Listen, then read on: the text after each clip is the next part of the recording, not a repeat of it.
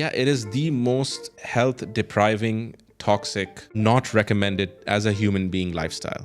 I strongly believe Elon Musk, I don't think he has one night where he sleeps peacefully. Life is short.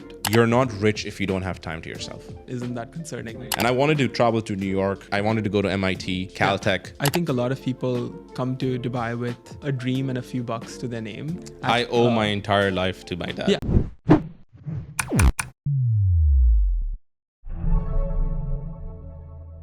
What's up, everybody? I'm your host, Joel Alexander, and welcome to another episode of The Real Ones. I'm the co-founder and CEO of a company called Kendal, where we build an AI assistant for real estate brokerages. Today, I'm joined by one of the most viral content creators in the world. His name is Fahad, Kaleem, and it's a pleasure to have you on here, man. How you doing? It's a pleasure to be here. Thank you so much. How was the food? Tell me. So I ordered this channa and puri last night from a restaurant that I will not name on record. Okay. And I'm assuming that that's what caused the food poisoning. Okay. I had like a bunch of meetings in the morning that I had to push. Spent like an hour and a half just trapped in the toilet. Yeah. And it's just been one. I would never wish this pain upon the worst of my enemies. Yeah. I mean, this is why, have you ever tried this? So I got flown to this conference once in Japan, and their toilets, god damn, there's something else. Because you can control which direction the thing shoots. I had no idea. Because they don't have bidets, right? Okay. But they have a water hose. A water jet sprayer. Jet spray. Yeah. That's crazy, man. Damn, I can't believe this is a real estate podcast. Anyways. Real estate has toilets, bro. Yeah. I mean, and if your toilet is not good, you're not going to want to sit there. You're not going to be comfortable. One of our mutual friends sells designer toilets. Yes, of course he does. That's the meeting I had today. Yeah.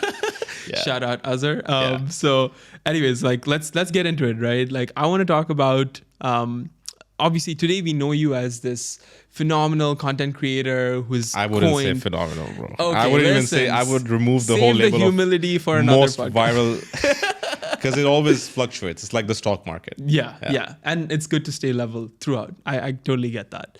But what did 7-year-old Fahad want to become? I wanted to be an astronaut. And then I found out that they're being racist in NASA. So I gave up that dream. And then I wanted to be a robotics engineer right after that. Yeah. And then when I saw Iron Man, I wanted to be a robotics engineer even more, but like the cool robotics engineer. Like Tony Stark. Yeah. Yeah. And yeah, that's the 7-year-old dream. I used to break apart remote control cars, refix them.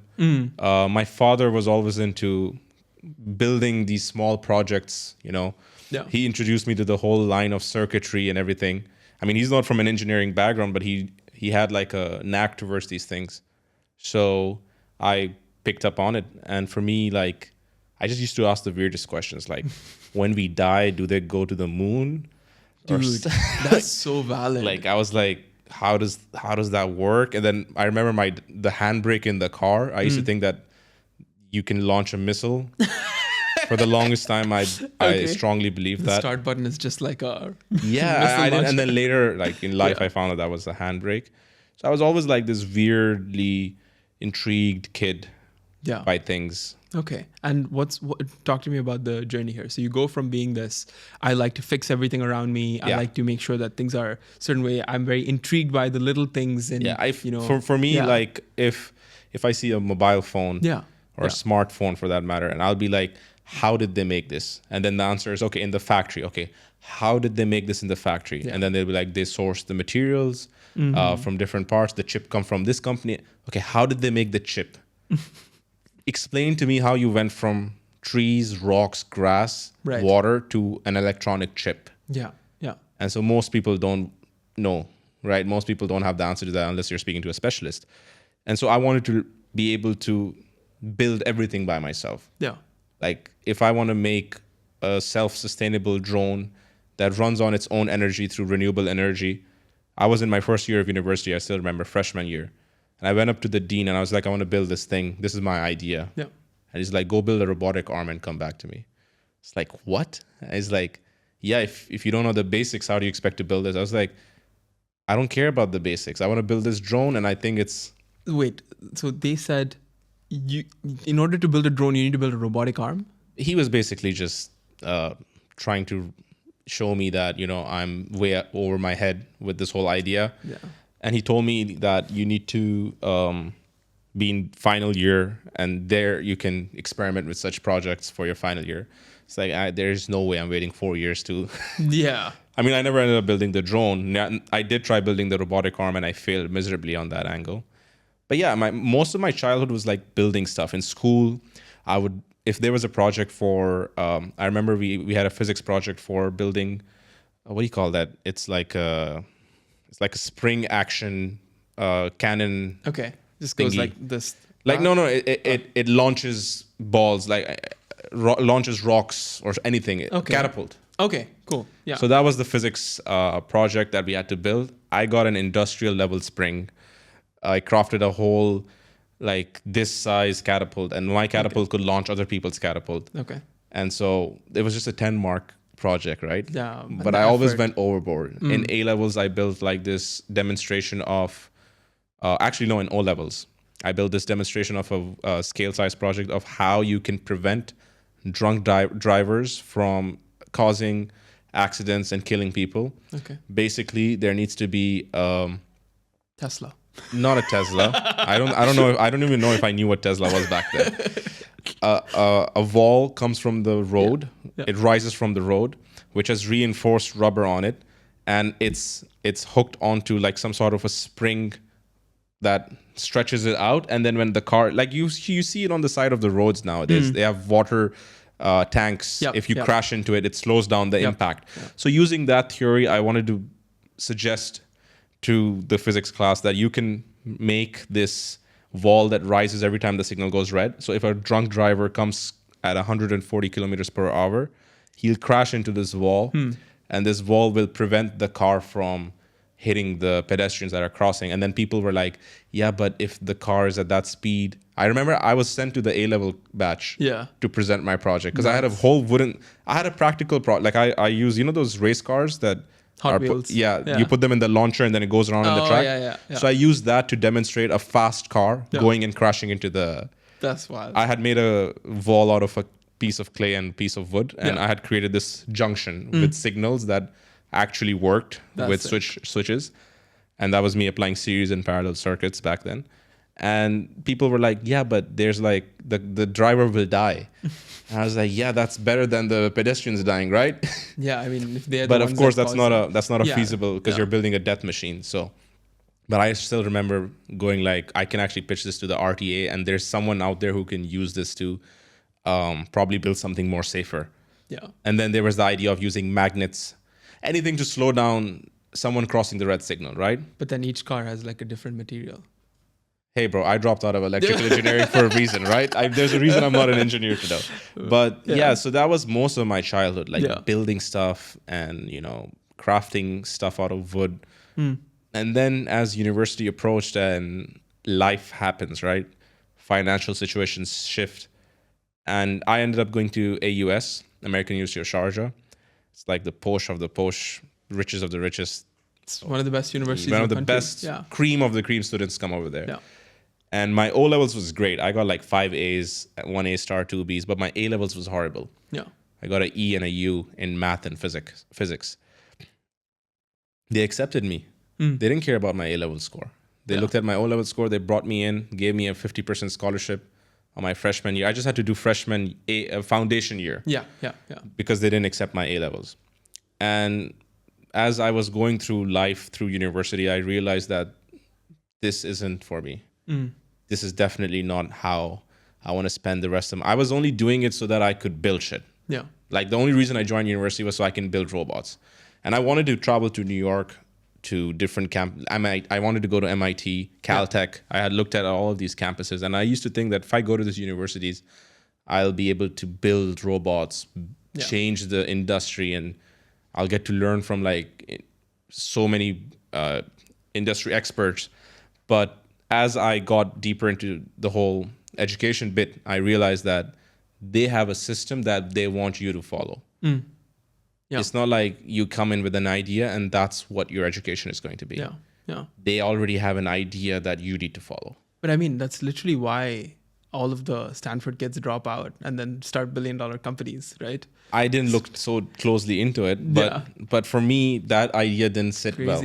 And so with with time, eventually, naturally, I dropped out twice. I dropped out of AUS. I dropped out of RIT as well, Yeah. which I owed money for like 2 years because I couldn't clear my last semester fees. But then I went back and I paid full. Because you were working and Yeah, then paying that I made at my the same money. time. Yeah. So yeah, I mean, naturally, from engineering, after dropping out of engineering, I found a job at a media company. I was always into content creation. So the same engineering brain was applied on content. Yeah.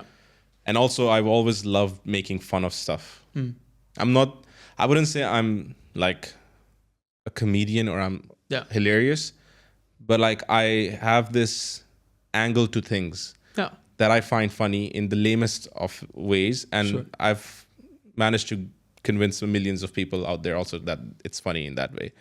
And so that started on Twitter for me. It went to Instagram when stuff started going viral on Twitter. Pages on Instagram would repost it. And then TikTok came out and I just kept pursuing media in general. Yeah. So I did my research, and in that you said that the first ever, I believe it was kind of like a 1 hour a day kind of a gig that you took on marketing for this company, which is really your first kind of client. And you said you made like $2,500 for doing that. Yeah. Today is probably very different. Yeah, of course. And, I think a lot of people come to Dubai with a dream and a few bucks to their name. Yeah. My parents, were living with like 6-7 other people, came here with like $2,000 together. That's what they were making. And that was 30 years ago. Right. Yeah. And because of their hard work, like we can sit here. I owe my entire life to my dad. Yeah, exactly. I've said this time and again. If it wasn't for my dad to come to Dubai 35, 38 years ago, I wouldn't have the opportunity to do any of this. Yeah, yeah. I have cousins in Pakistan who don't have a passport. They can't even leave. Yeah. So we are extremely privileged as kids of Dubai to be born and raised in such a strong economy. Yeah. At the end of the day, right? That motivates people who works hard. Yeah. And there's like this whole infrastructure for you. If I live in Sharjah, Abu Shagara, and I have to go to an interview in Internet City, there's a bus stop, Jubail bus station, pay 10 dirhams. It takes you to Union Metro Station, another 7 dirhams. You're in Internet City and you can go give your interview. It's going to take you 2.5 hours. But if you want to get that job, you're going to go do that. Yeah. I don't think the same infrastructure applies in other countries. You know, what's funny is like what used to be hard and what we call hard today is very different. Yeah. If you think about it, we live in one of the top 3 cities in the world. Yeah. New York, London, Dubai. Yeah. Simple, right? Not Singapore, not any of the other big cities. It's Dubai, right? And very much so climbing up that ladder very, very quickly. And you don't need to go anywhere. You can just be here. And I've been around and like that's kind of what I've learned. And I've come back because I'm just like, this makes so much sense. But our parents had to decide to get on a plane, go to somewhere that they didn't even know anybody, meet people and figure out how to get a job when getting a job wasn't hitting apply on LinkedIn. Yeah. It was walking into a office, giving your resume in paper, and then kind of hoping that they'd be like, oh yeah, we need some help here. And then what is upward mobility like, right? Yeah. Today we have all sorts of ways to build digital leverage and all this kind of fun stuff. But how do you, unless you have years of experience behind you, nobody gives a shit. And we know for a fact that every entry-level job requires 5 years of experience when nobody has the opportunity to get 5 years of experience. And doing that in a time when there's no such thing as YouTube, LinkedIn, Instagram, whatever, you can't say, oh, but like I have this many followers, or oh, look at like the projects I've built in the past. It's a whole new economy, bro. That was a whole different time. And I think Vasta and connections was something that was invented back then, but today your connections is your social presence. Exactly. It's like Vasta exemplified in a big way. Yeah. Right? Yeah. Well, tell me about so obviously your first client was the one who recommended you to your second client and so on. What was winning? What do you need to do to win that first deal, right? Because a lot of people struggle. It's a cold start problem. Like people are like chicken and egg. I want to make videos. I want to start a marketing agency. I want to do all these things, but I can't get my first client. Yeah. What did you do to win your first deal? So I'll take his name, Azhar. I know him from school. Towards the end of school, he was in my friend's batch in Cambridge. You were in Cambridge? I wasn't in Cambridge, but my friend was in Cambridge who was with me throughout my life in school. So he connected the both of us in AUS. Okay. we weren't close friends in AUS, me and Azhar. We just knew of each other. And I remember that the mutual friend had told me that Azhar is joining AUS in the second semester. Just take care of him. So that's how I got to know Azhar. Yeah. I think that was the case, or I don't know what it was. Something along those lines. Like there was some sort of connection made through the mutual friend. He's like, just look for it. I was like, bro, I've been here for like one semester. What are you talking about? I'm no bully or something. He's like, no, just meet him and stuff. Yeah. So we met, and that's how we knew each other. With time, I dropped out. We kept in connection on social media. When I joined the media firm that I was working at, I remember the first thing that I did was I opened my contacts and I messaged every single person that I had for the last 5-6 years in my contact list for social media services, for influencer management. He was the only one to actually give me a response. Damn. Out of like 100 people. This is why 200 we love people. Azhar. He's a G. Yeah. Bro, if it wasn't for his response, I wouldn't have got him as a client ever.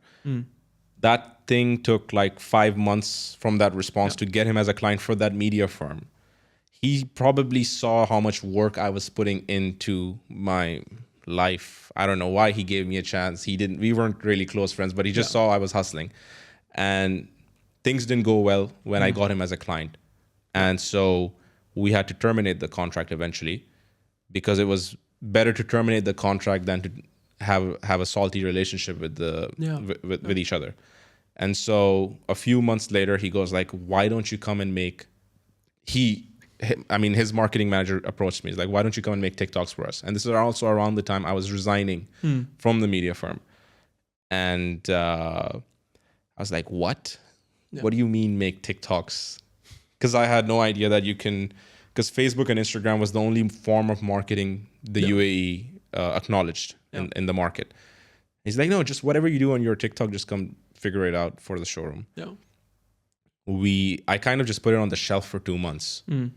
Like nothing even happened from the point that I got that message. It was in September till like October when I left the company. I was not even looking at this direction. I was like, I'm probably going to go work in another social media firm. I was like in the air. Yeah. And eventually the deal closed and I started working. And once I got this gig, I didn't treat it like every job that I worked at, I've treated it as like, this is my life or death. Yeah. If I'm working, if someone has given me a dirham to serve them, I'm going to make sure that it's halal. When I say halal, I mean it's value of money. Yeah. So I'll always give more than what I get in return. That's just been my mentality. Because I've seen how people scam. I've seen how people rip people off in the market in different industries, be it your automotive industry, be it your media industry. In general, people love, as a business, to exploit customers, right? And so I was like, I want to change that as an individual for at least what I work on. So I remember I would film every 3-4 days. I would spend an hour, wake up, go spend an hour, and nothing was going viral. Nothing was getting traction. Maybe 500,000, 2,000, and max 4,000. Yeah. And I was just making content out of my ass. Like I had no idea what I'm doing. Yeah. Apart from the fact that I understood TikTok on like a very ground level. And our 27th video was of a bathtub. You can actually go see, it's muted now on the page on Casa Milano UAE. And it got 1.6 million views in 10 hours. Is it the gold bathtub? It was not a gold bathtub. It was not transparent. It was just an acrylic bathtub with a jacuzzi bubbles coming out of it. Okay. And Azhar messages me at like 7 a.m. I'll never forget. And he's like, bro, the video's got like 2 million views. It's like, what?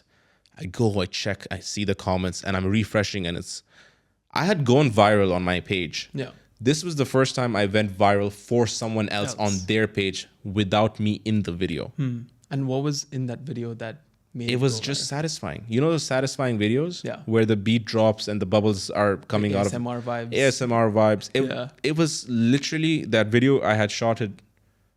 I had done like 3 takes. I shot it directly from TikTok. There was no mics. There was no captions. Only caption was wait for it. I got 7.7 million views eventually. It was reposted by hundreds of interior designing companies. I don't know if he ended up selling the bathtub through that video, but that told me that you don't need models. You don't need influencers. You don't need advertising budgets Yeah. to get traction. You can organically go viral. The rest is history. So your goal is to make those companies an influencer as opposed to hiring an influencer. Well, that's the motto of K9 Unit, which is my company. My own goals are like, still, I want to be Tony Stark. I still want a 50-story building with Yeah. Fahad K _ written on it across the globe. I need like in Hong Kong, Dubai, and What do you want New to do York. in those buildings? I don't know, man. I just know I need a building. You know what? I think the robotic arms are good. Yeah. Invite that guy, Yeah. the professor dude, Yeah. whatever, Yeah. and let him manage a floor. You know what I'm saying? Have you gone back to that person? I have not. In fact, I can barely remember his name also today. He was, I don't know who he was. I think he was the dean of that department. But he probably spoke from his background. And No, from of his, course. Yeah, Yeah. he spoke from his understanding what he thought was right, But I have I have goals that I want to achieve, which are long term, which is like this whole building situation and Tony Stark in lifestyle. Yeah. But then there's like short term goals that I'm always working on, which is heavily trial and error and testing. And it's kind of like reverse engineering how things happen around me. No, that's very interesting. So what have you kind of learned about entrepreneurship in that sense in the last kind of 3 years, 4 years now, I guess? Yeah. That you didn't really know before? Yeah. So first of all, I didn't even know I was like an entrepreneur until like maybe 2 years into the business. Yeah. I just treated it as a job. Of course. I still go on the field and I still go shoot videos for my clients. I realized when it was like, I think we had around 35 clients and I wouldn't be at the location shooting and people are shooting under me for these clients, that, okay, this is what a business looks like, where you can be at multiple places at the same time and generate revenue for yourself. And yeah, it is the most health depriving, toxic, and not recommended as a human being lifestyle. It is too, like, people encourage it way too much than it should be. I think that only a select few crazy human beings should be allowed in that segment. People who work 24/7 do not have any other life. Yeah, I mean, it's 10 p.m., guys. Like, Yeah. it's 10:30 p.m. Yeah, like we're in a studio. if you want to live a lifestyle with like flashy cars, nice house, so you should become 99% of these entrepreneurs are not even living it. They have the cars, they have the houses, but they're working. Yeah. They're just working in better environments, in my opinion. I think the only time that you can retire and enjoy is like when you kind of just, give your seat to someone else. And I don't think Bill Gates is chilling. Yeah, it's not. I strongly believe Elon Musk, I don't think he has one night where he sleeps peacefully. Yeah. The guy's got satellites roaming around the planet. How can you chill? Yeah. I don't think so. No, but it's very, it's tough, right? Like, because you're just like, there's a fine line between, because all of these people do phenomenal things. They build things that are bigger than themselves and it's great. But life is short. Yeah. Right? And you only realize it when you lose loved ones and things like that. And then you're like, oh, I should prioritize happiness. Yeah. And then part of you is like, well, my whole identity, my whole person is that I do what I do for a living. Yes. Right? Yes. But at some point, the people around you not going to be around you anymore. Yeah. And that's too late to realize. Oh, I've fallen in that loop with my family because now I live in JVC. I've moved out of Sharjah. I've been trying to move them to Dubai as well, but it's not simple as having the money to move the family out. Yeah. They're attached. Yeah, of course. If you're born and raised in Sharjah, this is your lifestyle, right? Dubai is a whole different ball game in that sense. But yeah, like you said, making time. I read this somewhere. You're not rich if you don't have time to yourself. Yeah. No matter how much money you have. You're rich if you can control your time and budget it as your need. If I get a call from a client at 3 a.m. and I have to answer it and I have to be there and for whatever reason, then I'm not in control. I just bought myself a job. Yeah. And for most part of the business that I have today, that's how things were. Because when work goes over the top and no one else can solve a problem, it comes on you. Yeah. But I've managed to control that way better now. We're in year 4.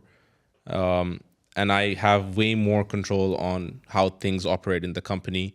Our communication with our clients is way more simple. The expectations that we set are way more realistic. Managed. People think that, okay, you've made so many clients viral, we should go viral too as well tomorrow. I go like, no, you're not a content creator. You're not an influencer. Nobody cares about your business. If you don't mind, can we pause on that for a second? Because the ability to stand up to someone and say, actually, no, this is what's going to happen. Yeah. That's not a thing for most kids that grew up here.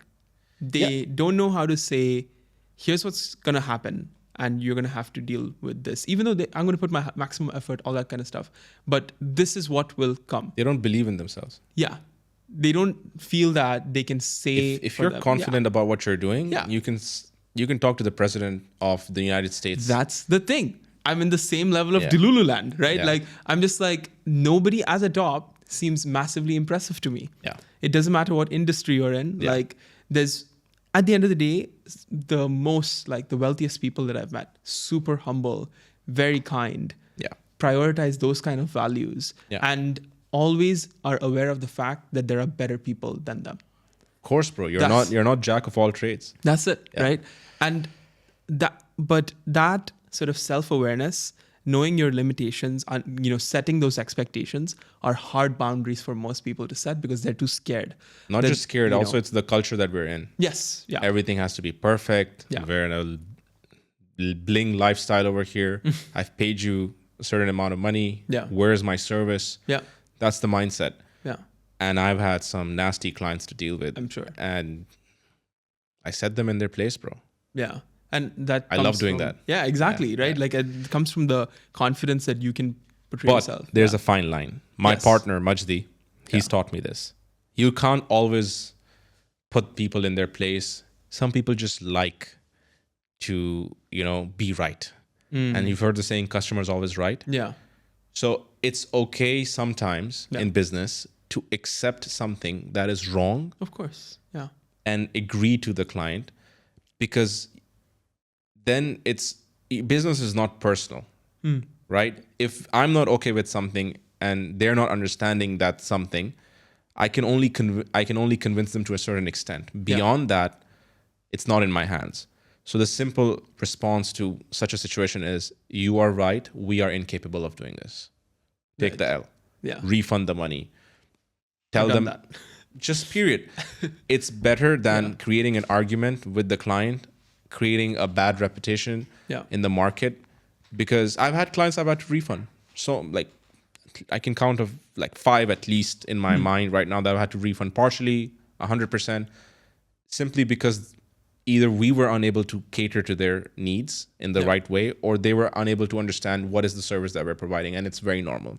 Yeah. And this is why before I work with anyone, I always tell them, educate yourself on organic reach. Don't work with me. Spend another 30 days after this meeting to learn to do it yourself. Yeah. One of my clients, who I'm going to name, Alex Burger 28. I met him, Alex. This guy can create content for himself, for his brand, all without me if he wants to, and he can go viral, and he has gone viral just because he pays enough attention when we're filming and he learns, which is the best. Yeah, it's the best case scenario. Yeah, because then now you're on the same book, you're on the same page. If I give him an idea, he knows exactly where this idea is coming from and why and how we should do it, which is very difficult to achieve. It takes a lot of time, it takes a lot of work, and you need to be really good at communicating with these people. Yeah. These are some 35, 50-year-olds, 45-year-olds. Yeah. They're not from our generation. They're not at our speed. Yeah. My sister, who's 10 years younger than me, is 10 years faster than me. Oh my God, yeah. Right? 100%. So have that compassion or that empathy, I would say, and just think of it like these are our elders and we need to, understand and respect them. Yeah. Yeah. No, absolutely. And I like that you mentioned that you're a Sharjah kid that's transitioning into a Dubai kid. Yeah. Being a Dubai kid and a former Sharjah kid, what do the Dubai kids not understand about being a Sharjah kid? I think so. Sharjah is commonly like people assume that you're poor, but it's not Yeah. the case. No, of There's course not. some Sharjah money hit different, right? Oh, yeah, yeah, But yeah, I've come from like a middle class family. yeah. I think life in Sharjah is more family friendly comparative to Dubai because you have more. But I'm sure Dubai life is family friendly as well. It's just the neighborhood that you're raised in, right? Yeah. Kasais, Mamzar. Yes. This is where my school was, Dubai Scholars. Yeah. You've had neighborhoods and communities, Al Mulla Plaza, like all of these I places. used to live next to Al Diafa. So. Sahara, Dubai side, like these are places that have communities. But I think the Dubai that the difference really comes between Sharjah and Dubai is like everyone goes to Dubai to work most of the time. Okay.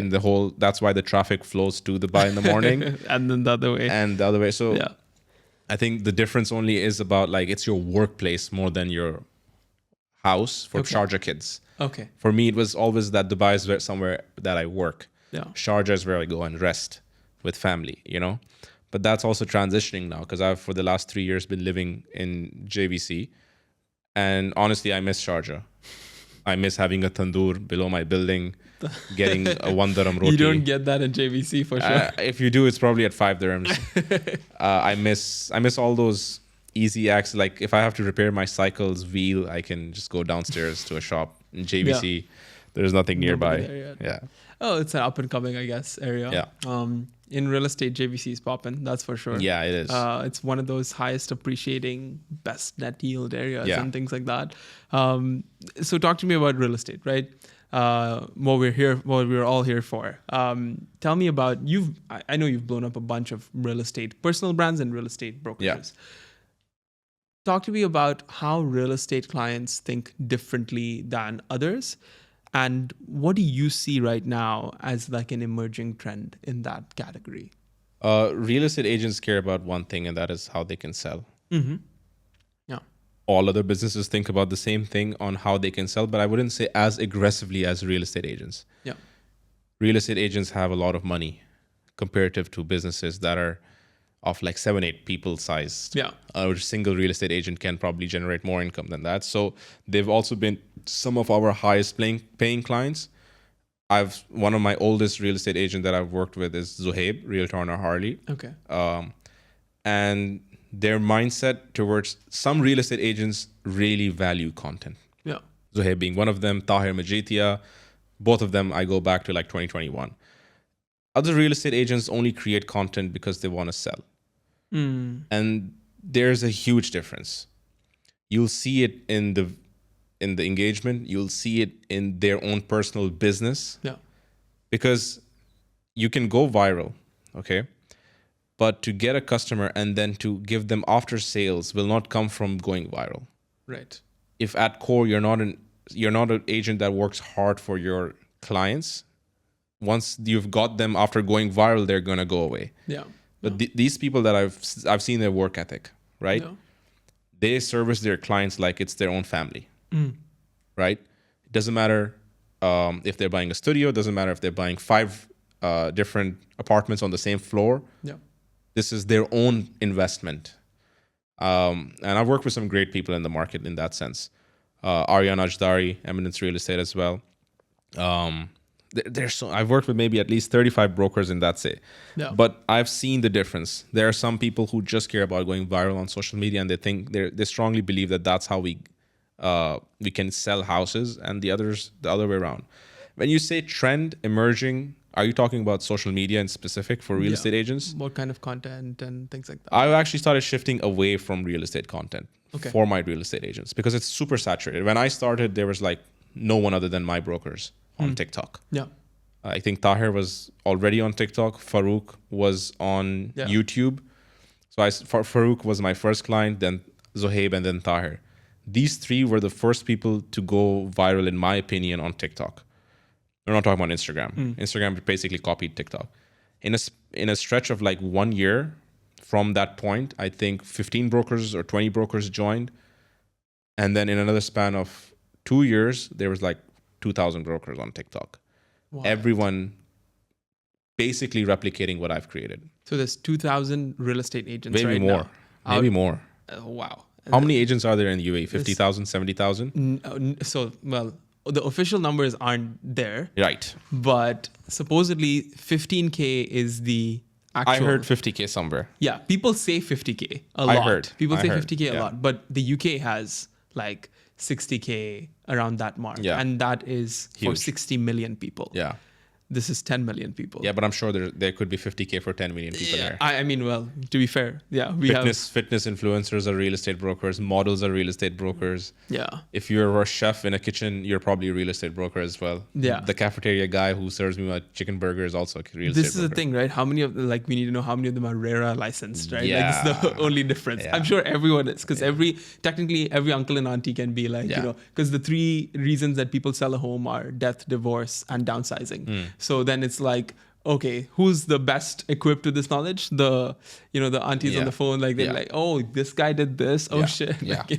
that they're the most knowledgeable about this. But okay, interesting. So you think that not making content about real estate is what's going to work in real estate? At least in Dubai, because it's super saturated when it comes to property walkthroughs, educational content about real estate. There's nothing left to share that is not already shared by like 100 brokers. One broker comes up with a new piece of information, 100 other copy them, right? So it's either you just say that information again, or you start talking about your own life and how it's linked and bridged with real estate. Like I remember giving a briefing once for a brokerage, and I was trying to understand what each broker over there does, and one of them was into cricket. I was like, go make videos about the current matches that are going on. Yeah. And for every 5 videos that you make about cricket, put 1 video about real estate. Yeah. The 5 videos that are about cricket will reel in fans of cricket, but all these fans are human beings who might someday buy a house. That's the thing. Right? Yeah. But people look at it as like, no, if I'm a real estate broker and my clients are watching these videos, why would they buy from me if I'm putting videos about cricket? It doesn't work like that. My page has maybe 3 videos about my own business. Yeah. I've posted maybe over 1,700 videos or 1,500 videos in the last 4 years, all about being, right? So how do I have so many clients around me always wanting to work with me? Well, okay, in my case, it's proof of concept. I'm making myself go viral. Yeah. And when people see that, they're like, okay, do this for us. But also still, how do people discover me? They discover me because I show up on their feed. Yeah. Why do I show up on their feed? Because I found something that works for me and I'm never going to stop. It's like repeatable. Yeah. Like keep sending that. Very interesting. And isn't that concerning stuff? Yeah. This is the thing that everyone talks about, right? Like everyone asks you about, everyone talks about it. Let's do an improv. Okay. Right? How do you come up with an isn't that concerning? I don't. Okay. Everything is copied from Shower Thoughts on YouTube, Reddit. In the beginning, I was actually putting in effort. Yeah. But there reaches a stage where you... so I do have that mindset. Yeah. Because you can't... Like, I can't just copy the statement and then it'll work. I have to actually feel the statement. Yeah. Like one of my favorite ones is about, and if we're talking about real estate, why do we pay for land when it already exists on the planet for free? I don't know if I copied this or I don't know if I came up with this. I don't really remember anymore. But I do remember the one that I came up with was like, if you buy a piece of land, do you own the entire piece of land all the way down to the center of the earth? I remember this one was my personal creation, right? I genuinely had this question. And everyone that I've asked this question for has given me different answers. Apparently, there's different laws that govern this stuff. And this actually went viral in the real estate international market in content. And people used this sound. Yeah. I can probably pull it up as a meme. And some really big brokers were like POV talking to your client at like 1 a.m. and just waiting for them to close the deal. And I'm the client basically speaking. And so what part of the land do we own? Like, no, it is very interesting because technically if you say, even if the rules in one country say that you own this much, if that goes deep enough, it reaches another country. Yeah. So to like the other side of the world. Do you own the core of the earth at that point? Like a fraction of the core of the earth? Maybe I want to use it to heat stuff up. Like, That is concerning. Yeah, that is extremely concerning. Isn't that concerning? No, that's awesome, man. Yeah. So, tell me, like, what do you think uniquely positions you now, being in Dubai, to make this kind of content for the world? Because I have the stats, right? 5% of UAE GDP by 2031 is going to, coming from the creator economy, pretty much, right? That's $22 billion today, is going to be a lot more later on. And your, influencers per capita is the highest in Saudi Arabia and the UAE. Internet usage is at 7 hours, 30 minutes in the UAE and 7 hours, 20 minutes in Saudi. And that's like 13th and 14th highest in the world. So what is it for you that makes this place the place to create content, become that global player, not just a regional player? So I don't look at creating content as a source of income. Yeah. Even though it has become a source of income. Alhamdulillah for that. Yeah. I look at creating content purely as passion first. Mm-hmm. Of course, when you're commercial, you have to remove the passion ideology, and you have to start thinking as a business. But I don't see myself making videos for people and making them go viral for the rest of my life. Eventually, the goal is to influence enough creators around the Middle East that I create something of the sorts of Hollywood, Yeah. but over here on this side of the planet. And instead of copying trends, we initiate a culture of creating trends. I like that. To do that, I have to get a lot of like-minded people by my side and build and invest my own time and money into this sort of snowball, which will grow only bigger. Like what Mr. Beast did with his group of friends. Exactly. He's put money back into his own videos, into his own editors over the last 10 years without having any expectation of it to blow up or it's not going to blow up. Like, you should really see this guy's videos, what he was doing before. I don't know if I'm going to make videos on TikTok or Instagram or YouTube for the rest of my life. I might end up making a movie someday. But as long as it's exciting and it involves some sort of engineering angle to it, I'm going to be involved in that. And the end goal is to create something that helps the world. Yeah. In some way or the other. Like, this TikTok thing happened, and the only reason I was so happy doing it was because all of a sudden, if you're a supermarket in Sharjah and you can't afford to hire an influencer for 15,000 dirhams, you can pay someone 2,500 dirhams to come make videos for you, and you can get double the reach. Crazy. Which was basically giving access, which is what TikTok has done, giving access to marketing to any small business. Right. I like that. I like that angle. Is Dubai the place for me to expand and achieve my goals? I think Dubai is perfectly positioned for anyone to achieve anything. And there's this, you see this psychology in general. Whenever someone's trying to make an initiative, they support them. Yeah. Of course, as long as it's in the vision of the whole country and it's aligned with supporting the economy and supporting the world as a whole. Why should I go and build something across the globe when I can just do it here, right? And that's what I see a lot of people doing already. That's a lot of, like, I know Silicon Valley and Hollywood are where things are creatively, created and all these tech giants exist. Hey, we're here, bro. I think it's going to shift here. Yeah, I think so too. Like, being on the tech front, I do think that a lot is changing across AI, blockchain, and like a bunch of other verticals. Yeah. I'm very excited to see that intersection of like creativity and tech. Final couple of things. I mean, one notably being, I know you're not too far from it now, but what advice would you give your 21-year-old self? I was thin back then, so probably to not stop working. I think I stopped working out like when I was 19 or 20. To like start working out and start taking your health seriously. Yeah. Today is an example of the whole food poisoning situation. I eat like a pig. I'm a savage when it comes to food. If it's something that tastes good, I need it. Needs to be eaten. Yeah. Yeah. I never took care of my food. So I think I would tell my 21-year-old to really look out for your health. Yeah.